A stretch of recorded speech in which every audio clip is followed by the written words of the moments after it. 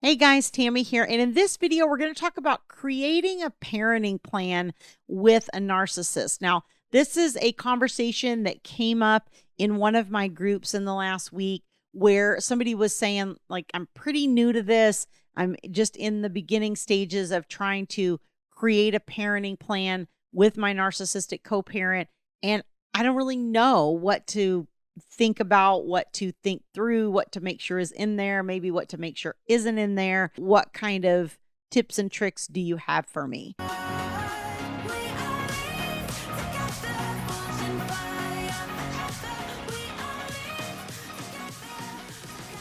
If you like this content, don't forget to hit like on the video. Also subscribe to the channel so that you get notified as new episodes or new videos are released. And as always, if you're not yet subscribed to the channel, please do that.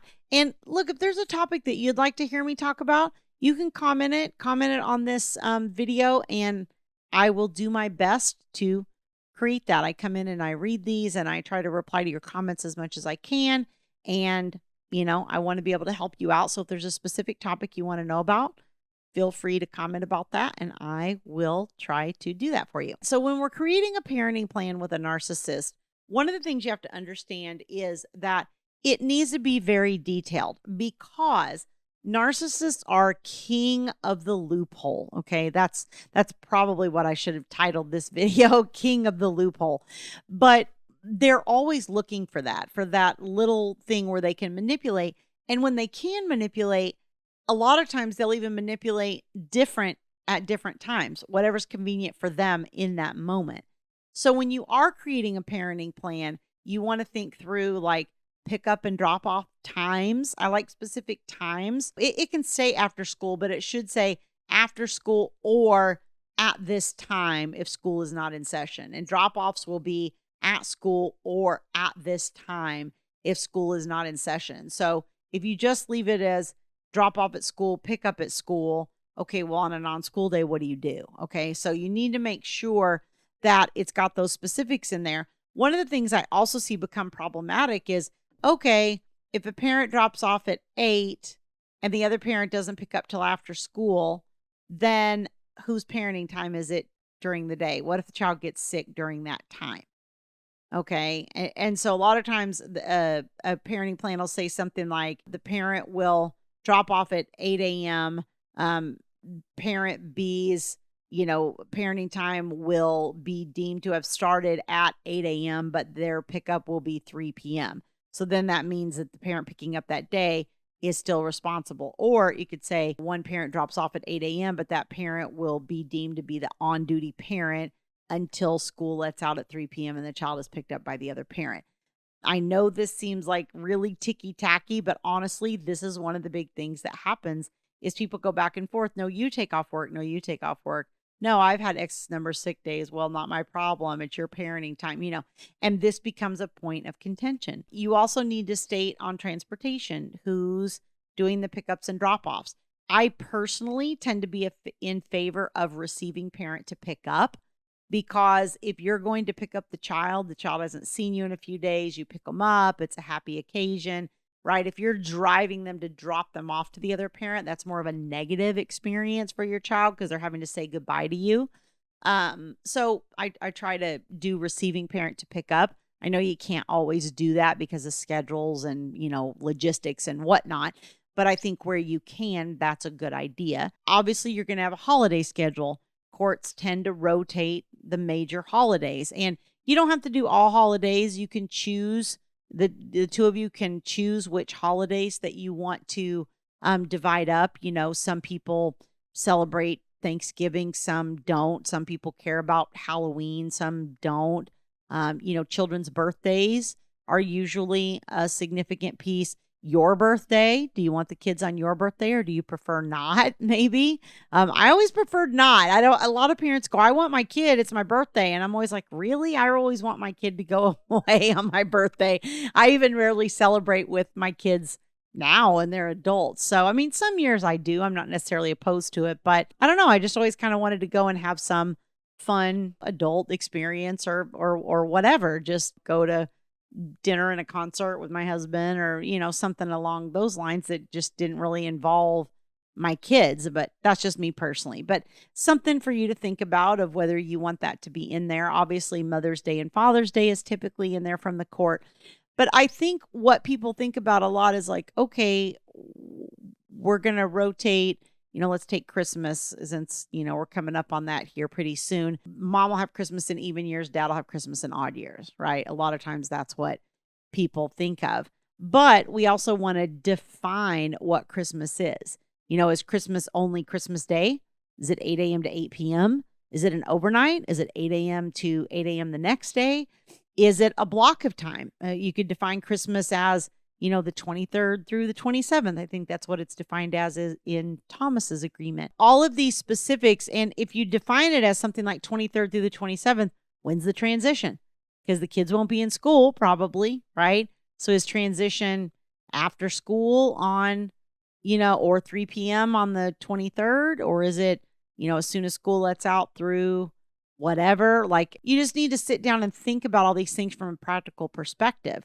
Many people split Christmas Eve and Christmas Day.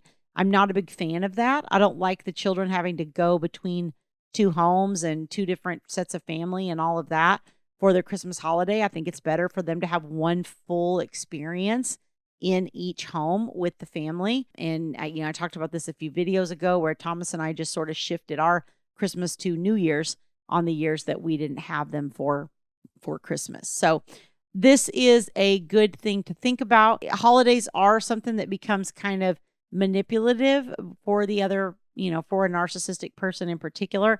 And one of the things I can tell you is that holiday schedule overrides the regular parenting schedule, and then the regular parenting schedule resumes. So if it's, say, mom's year for Christmas 8 to 8 and Christmas falls on a Wednesday and Wednesday is dad's overnight, then mom's going to have them for Christmas 8 a.m. to 8 p.m. Christmas Day, and then dad's going to get them at 8 p.m. on Wednesday evening when his normal parenting time would have been. Okay, he's just going to it'll just be a delayed start on his parenting time because the holiday part will override it. As soon as that holiday time ends, you go back to whatever the regularly scheduled programming, right? You go back to whatever that would have been. The other thing that goes into it a lot is I see conduct things like neither parent will speak ill of the other parent. Neither parent will use the child as a messenger. A lot of times it defines communication with the child when they're in the other parent's world. So let's say you have a really young one, and let's say that you have, especially if you have one parent that lives a little further away or something, a lot of times we'll see video calls and you want those defined. And what I find really works the best is if you have sort of a defined window, because obviously our lives don't always fit into a perfect little box, especially if you're doing multiple calls a week. So I find it's best to have a window, like you could say 5 to 7 p.m. or 4 to 6 p.m. or 7 a.m. to 9 a.m. or whatever works for you. Who's going to initiate the call? Usually the parent that has the child initiates the call because when the child's ready to be on the phone. And then you want the time limit to be something appropriate for the child's age. I think doing something like, a 15-minute call and the child's 1, okay, that probably not happening. I have a 3-year-old, I have 2 3-year-old grandchildren, and I can tell you that I don't think either one of them could sit on the phone with me on a video call for 15 minutes. I mean, maybe my granddaughter, she's a little more verbal than my grandson at this point, but my grandson, he's a mover and a doer, and he's not going to want to sit there on a call with me probably for 15 minutes. Maybe if I've got games and other things that I can do on there and engage with them, maybe then. But for the most part, 5 to 10 minutes with a child that age is pretty much enough. I think when they're, 5 to 10 years old, then you're looking at maybe 15 minutes or so that you can kind of capture their attention. I'm not sure that there's ever a call for a 30-minute call, but I would think that if you're going to do that, it would be like when they're teenagers type of thing. Now, I, in general, am not a fan of calls between the worlds. You've probably heard me say that before if you've been listening to me for any length of time. I know sometimes they're necessary because, again, sometimes we have parents that are far away, or I've had clients that are in the military that are gone from children for extended periods. And of course, technology is a great thing to be able to use to to stay connected and stay bonded with the child. But if you're in a situation where, you live pretty close to each other and you both take the child to school and you're there locally and all that kind of thing, really calls between the worlds just create more opportunities for conflict. And usually they're harder on the children than anybody, because the child, especially when they're with the narcissistic parent, is going to be kind of feeling caught in the middle or whatever. So I'm not a fan of the phone calls. And a lot of times they're about how we feel, how we want to be connected to our child, our emotional need for that. But I think if we step back and think about it from the child's perspective and what they're dealing with on their end, I think in the vast majority of cases, I'm not a big fan of the communication between the worlds. Okay. Just something to think about. Another thing to kind of think about is trying to think down the road. I mean, many times we do end up back in court when we're dealing with a narcissistic person, but let's say your children are in that range where they're like 10, 11, 12. Well, you may or may not. I think as they get older, there's less back to court, but you may or may not end up in front of the court before the child gets old enough for a cell phone or gets old enough to start driving. And the thing about things like cell phone and car insurance and driving is they're not mandatory things. The court isn't going to consider that a mandatory cost most of the time and say, oh, the child has to have a cell phone. The parents have to split that. Most of the time, no. And if you have a parent on the other side that's going to refuse and be like, no, I'm not paying for half of that, you may want to make sure that that's in your court order.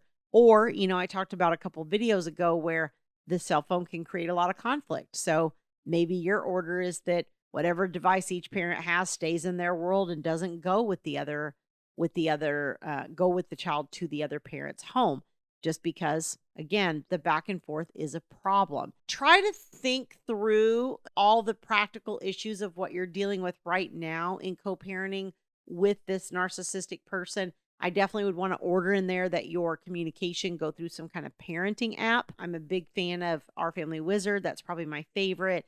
Talking Parents is also good. Some of the other ones that are kind of free and stuff, they don't divide it up by thread. It's just kind of an ongoing long message. Whereas Our Family Wizard, Talking Parents, you have categories and messages about certain topics, just a little bit easier to organize. So to my thought, it's worth the cost to be able to do that. So that's usually something that we'll see in the parenting agreements. But you do want to kind of think forward and think through things that could be coming up for your children.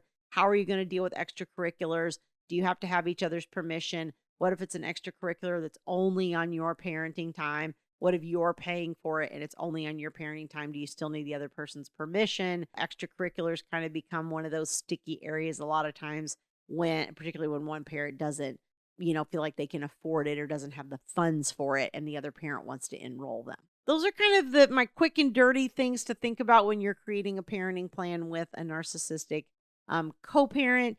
If you'd like to dig a little deeper on your parenting plan and get some more detailed tips that are applicable to your specific situation, I'd love to be able to help you through my coaching services. And to learn about those, you can go to divorceuniversityonline.com/VIP-coaching. There's a link on that page. You can book a time to speak to a member of my staff and learn more about my services and how they might be able to support you in this way. See you guys next time.